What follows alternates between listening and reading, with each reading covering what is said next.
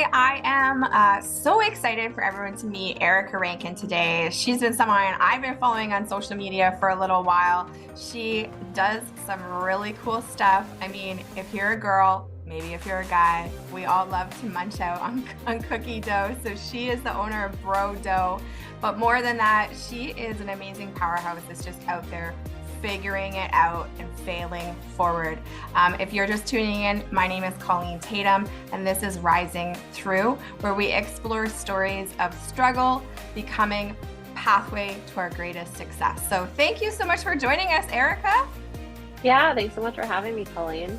Nice. And you're in Toronto, right? I'm in Toronto, that's right, yeah. Well, I am in Western Canada. And we are on fire right now, but we're doing good. It's a little bit smoky. You guys don't have anything like that over there, right? No, but I've seen lots of videos and stuff from friends out that way. So yeah. Prayers to everyone that is going through evacuation or maybe on evacuation alert. I'm in Fort McMurray, so I definitely know what that is like, and it's never fun. So we are excited to hear about your journey. I mentioned that you're the owner of Brodough. Maybe what is that? What is it that you do? Yeah, so I'm like the chief everything officer slash founder of Brodough, which is basically like a better for you snack company. We currently have an edible cookie dough in the Canadian market, available in stores and online. Basically, all our snacks are protein infused, cleaner ingredients, plant based, no refined sugars. And yeah, that's what I do. That's my day to day is running a cookie dough company. Wait. Okay, so how do you make cookie dough with no refined sugar? I did not even realize that was part of your brand. Yeah, so we actually are pivoting a little bit and launching completely new products into the market in a few weeks, and we're using maple syrup as a sweetener for our cookie dough. That's so exciting and so Canadian, Erica. Well done. Right? I know. That's really cool. That's really cool. And it's dough that you can just like eat from the tub, right? It's just ready to go. Yeah, so it's just ready to eat. It's yeah, gonna be gluten-free, totally safe to eat raw. The risk of raw cookie dough is actually from the flour because it can have bacteria in it, and you need to kill the bacteria with heat when you hence baking cookie dough, and that's why you're technically not supposed to eat raw cookie dough. It's not really so much the eggs. What? Salmonella is a risk, but it's more so you can like yeah, get E. coli from The consuming flour? flour. I had no I had no idea. Crazy, right? So my daughter Yeah. makes these little dough things and I'm like, okay, we got to change what we're doing. Okay, Just good like to know. bake the flour It's first the or like flour that's use the a different problem, flour. not the eggs. Yeah. So good, because I'm always like, oh, it's not a big deal because people eat raw eggs in their milkshakes or their, Yeah. those weird people that eat those concoctions. I'm like, they don't die. We've got pasteurized eggs in Canada. We're good to go. So I It's never really true. thought it was an issue, not realizing it was flour. So what were you doing before you started this? I believe you only started this company kind of during the pandemic. Is that correct? Yeah, I launched it like 3 months before the world flipped upside down, basically. Prior to that, so I graduated with a degree in psychology. I worked as a personal trainer. I worked in a bakery, and then I also was working like my 9 to 5 was at a university doing research. I was a research assistant.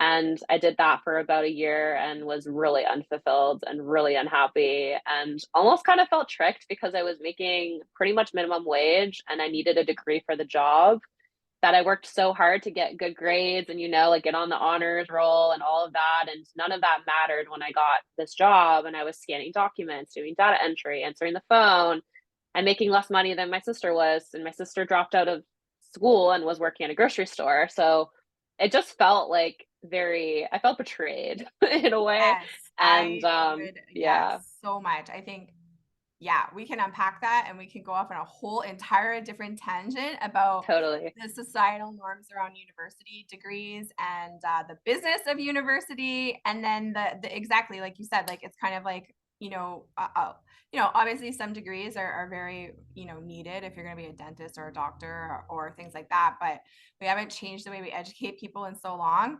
And it's almost a scam. Like you said, like you felt betrayed. Like, is this really what I worked so hard for? And then you have that disillusion moment where you get out of school and you realize, this isn't, no one told me this stuff, right?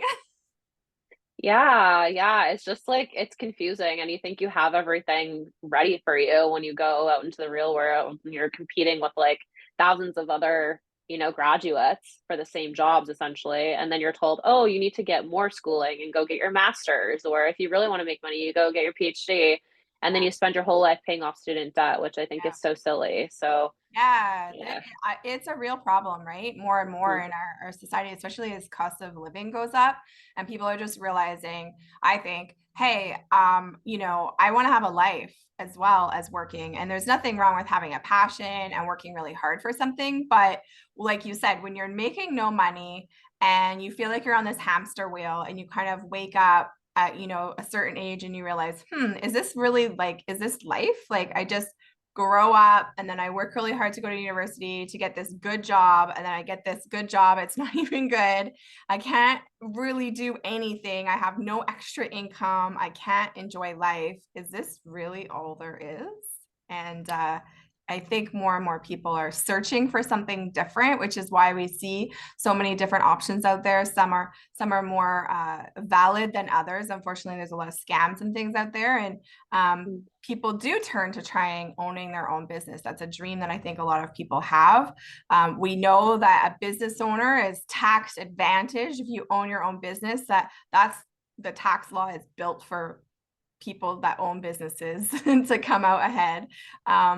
But that journey to being a business owner is often really scary, and people don't know how to get started. Like, I've been a business owner for over 20 years. I do not know how I would start a dough company. Like, I wouldn't even know where to start. So how did you even have the courage or the balls to do that? Yeah, honestly, so I started listening to Andy Frisella's MFCEO project back in like 2017, I think, or 2018 at my desk in my cubicle. I would go in every day to work and, scan documents and do data entry and then listen to this podcast. And it was just a random, random day. And I went on Spotify and I was like, this looks interesting. I'm going to click it. And I didn't even really know who he was at the time. And I listened to that podcast every day. And then my contract was about to be renewed for that position. And I declined it. And I said, no, I don't want to do it anymore. I don't want this for myself. There's more out there. And I booked a one-way trip to Southeast Asia and went backpacking for 3 months, had an existential crisis, met entrepreneurs on that trip. And then I realized that a lot of these people, like the one thing they all had in common is that whatever they were pursuing, they really had no prior experience or education on. Like I met a former lawyer who was building these immaculate homes and never had any experience in that. Or like, I met a mover, like a guy who had a moving company and he dropped out of high school and had no experience in business whatsoever. So that kind of sparked things for me. And I realized, okay, like all I have to have is the will to want to learn and figure things out. And I went home and I Googled business workshop near me, drove to the closest business resource center. And then from there, I just kind of learned on the go. And yeah, I mean, it hasn't been perfect for No. sure. but yeah, I just, I haven't like, I guess, given up when things have gotten hard. It's Yeah. everything is figure outable, right? Like that's what they say. And it's so true. It is so true. I mean, and you're right. So many business owners don't know what they're doing before they do it. They just, for whatever reason, feel like there's a need for that's what they're drawn to. And exactly, I owned an automotive shop before, and people would always say, "Are you a mechanic?" I'm like, "No, I know nothing. I just learned as we went. There was an opportunity. We wanted a business. There was an opportunity, so we figured it out as we went, right?" And there were so many good times and so many bad times, but we just never gave up. And then, my current business, I work in finance and I help people learn how to do that. And people say, "Oh, I don't know math." I'm like, "I don't know math. If I'm really honest with you, I don't even know my times tables, but that's what calculators and computers are for. I just need to know how to talk to people." And exactly, so many people don't ever take that first step because they don't think they have it all figured out. So that's so powerful. What you're saying is just figure out what you want to do and then figure out as you go along. You're never going to know all the steps beforehand. So how did you land on this particular business?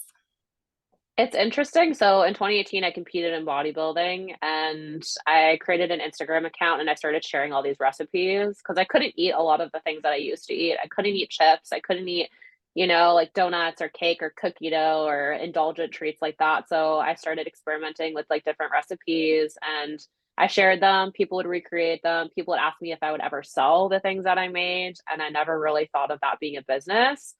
I was like, no, I'm never going to sell them. This is just something I do for fun. And then when I got home from my trip, I sat down with myself and thought, okay, what is something that I really love doing and that I'm passionate about? Like food, I've always been a foodie. I love like being in the kitchen and experimenting with different things. And I really care about health and wellness. And a lot of the products in the market, like they're not really that good for you, even if they Right. market themselves as being good for you. And this one product wasn't really in the market yet. And so I decided, okay, there's an opportunity there. And then in terms of like the name of it, people ask me like, you're a woman, like, why'd you call it Brodough? It's kind of ironic, right? But it's the bro culture because like I was so like into fitness and in that industry. And, like people throw around terms like you even lift bro. And it's such like a, it's fun and it describes what the product is because it has that added protein in it and it's kind of memorable, right? Like people usually remember the brand just because of the way that it sounds and it describes the product really well. Um, but yeah, again, I knew nothing about food, just loved eating it and making it, and So yeah. cool. And like, I love food too, but yet I don't have a dough company.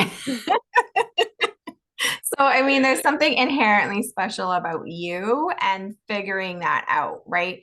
Um, a lot of people would have said, "Oh, I'm just going to start like baking things for my house and selling them on Facebook Marketplace or something," right? They didn't think, "Hey, I'm going to develop a product. I'm going to figure out how to do that. I'm going to figure out food and healthy standards. I'm going to figure out how to package it. I'm going to figure out how to get it in a grocery store, how to pitch it to a grocery store, how to ship it across the country." Like, that's a lot different than selling it from your house to the community, which is also a business, but quite different trajectory than what you did. So, like, where did you start? And I guess, what were some of the biggest stumbling blocks in the beginning? Yeah, I did kind of start, like the small, like make it myself and I would do deliveries every Friday to local customers. So I would drive from like 8 a.m. to like sometimes close to midnight, which is crazy, delivering orders like all over. Um, but yeah, I found a commercial kitchen like 6 hours from where I lived. I was living at home with my parents and I thought, okay, I want to move out. I don't want to be at home. Like I need, a fresh start. I want to start this business, meet new people. Found a roommate online, packed all my stuff up, drove, moved in with this girl who we got along really well, thank God, but I never met her prior to moving in. We just talked on the phone a few times. So I moved in with her for 6 months and I found a commercial kitchen. I went in at night during like off peak hours and they had discounted kitchen rates. So I would go in from like 12 to like 2 or 3 and just make dough. And then I would put it in my Jeep and then bring it home.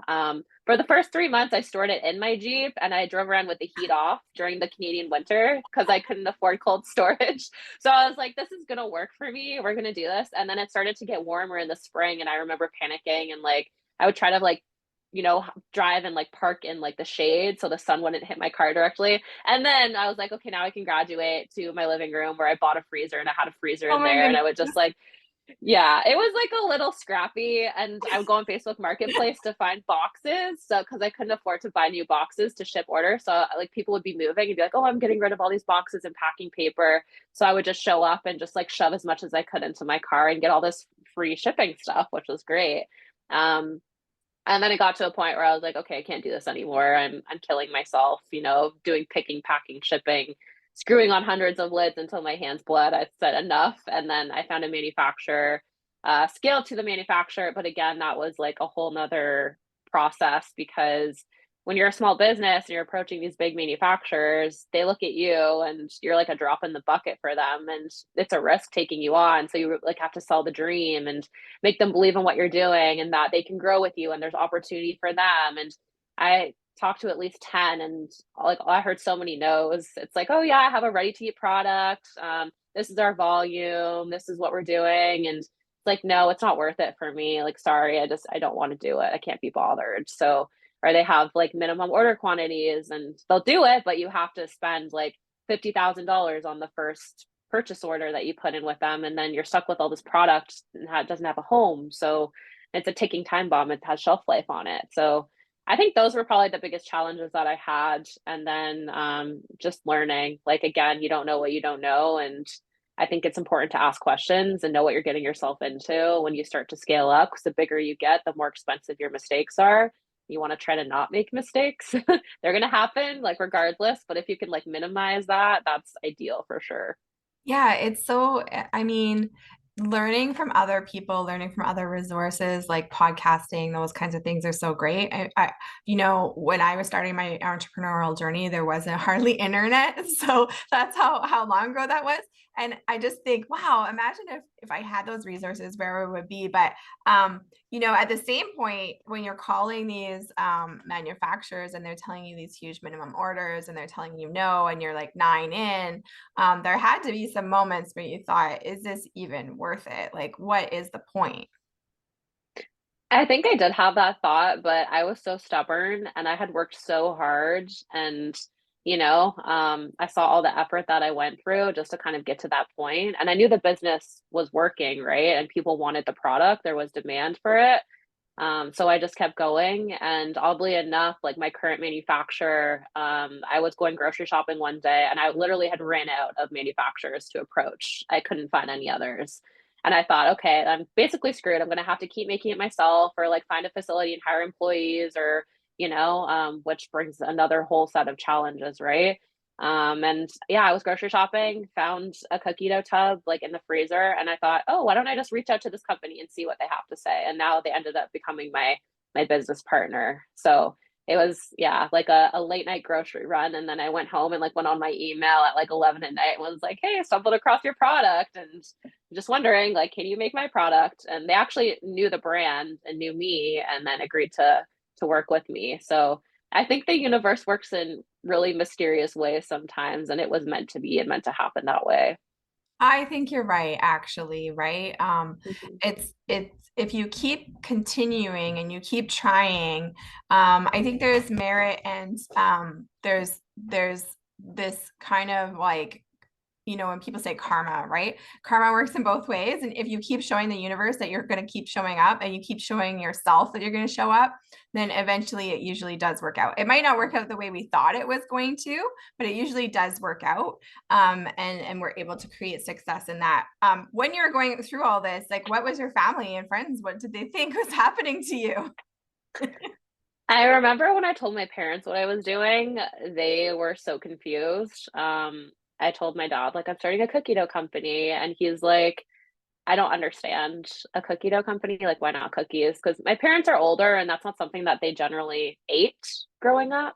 Like, it's more so like a millennial Gen Z snack, I find. But yeah, I mean, they're super supportive. They didn't understand it at first, but they rooted for me the whole way through. I lost some friends, like I think that naturally happens. Your circle kind of shifts and people, become more distant, and then new people kind of come in to help support you in the ways that you need it. But generally, like everyone who is around me now has supported me throughout the journey. So I think that's super important. It is so cool because a lot of times it's like crabs in a bucket, and a lot of people can get brought down by the people that are telling us these negative things around us. And it's because they want to protect us, right? They've been Mhm. taught to, you just go to school, you did this, you got your degree. Like, what are you doing? You're completely changing what you're doing, completely struggling, hearing all these no's, putting all this time and effort into it, like, driving till 12 o'clock at night. So they want to protect you, and they don't maybe know exactly where it's going to end up. But a lot of people take that and they allow it to stifle their success, right? Instead of Mhm. continuing to go. There's so many huge entrepreneurs that have had no repeatedly. It's not the number of no's, and it's not how old you are, and it's not any of those things that actually end up being why you're successful. It's really because you continue, and that struggle becomes a solidifier of you believing in your dream and believing in what you're doing. And I believe can become and is required for your success, in the way of, if you didn't have struggles, if someone just said yes to you the first time, if you didn't have any bumps in the road, you never build up your resiliency muscle, and you don't start to look at the problem from different angles, right? So our business can evolve and our idea can evolve because of those no's along the way, which actually in the end makes it more successful because of the adaptations that we've taken to get our product to market or get our product to the client. So where can someone find Brodough right now? So we're available in stores in Ontario. So like Sobeys, Healthy Planet, Fortino's. We're going to be launching out west as well later this year, which is super exciting. And then our website's brodough.ca. Neat. Oh, so they could just order it and you send it to them. Yeah. That's so nice. And just Canada right now? Yeah, so we're pivoting. I've learned so much. We're launching protein cookies in the US in a few months. So that's on the horizon. We're in like product development right now and taste Dang. testing like a lot of cookies. So That'll be really exciting, exciting, yeah. exciting. So if you're listening from the US, keep listening, keep looking, go follow Erica and her company, and you'll be able to see when that is launching. If you're in Canada, you can just go right away to your local Sobeys or order it online, and you get to check it out yourself. I did not realize that it was protein. I didn't realize that it was, maple syrup and all these different things. I just thought it was cool because it's dough. So I had no idea that if I ate it, it was actually a good alternative. Yeah. So that's really cool. I did not realize that at all. So where's the best place for someone to find you or Brodough? Yeah, so our all our handles are Eat Brodo, and then I'm on LinkedIn, Erica Rankin. Um, I guess my website's Grow with Erica. I have that as well, and I can be reached there. Awesome. Okay, so Eat Brodough, was it? Yeah, Eat yeah. Brodough. You can find her on all the normal places, and we're excited to continue following your journey. I'm so proud of you. I know being a young business owner, being a young woman business owner, there's some inherent biases or bumps along the road because of that. I started my first business when I was like 22, and people thought I was absolutely insane. But it's been the biggest challenge of my life, the biggest life lesson. And also, I couldn't imagine it any other way. I'm completely unemployable at this point. Yeah. Look at other people that are in a job, nothing wrong with having a job, but I just could never imagine asking someone for time off to be with my kids, asking for someone for time off if someone needs me and my family because they're sick or there's a death. I just couldn't imagine doing those things. And so there's this extra work that comes with being an entrepreneur, but there's something really special in building something for yourself, building something for the future that you own and that you can really have that feeling of growth in. It stimulates entrepreneurs. We're so stimulated so differently. There's something in our heart. But I think there's a lot of people out there that want to be in business. They just don't know where to start. So your story is hopefully really helping someone else. Just say, hey, I don't have to be perfect, but I can just take the first step. There's going to be bumps along the road. There's going to be scrapes, but those are actually required for your success. So as much as we want to avoid the pain of it, that's also going to be part of what will help you become really successful. So thank you so much for joining us today. I loved hearing your story, and I'm really excited to see where you're next. Thank you, Colleen.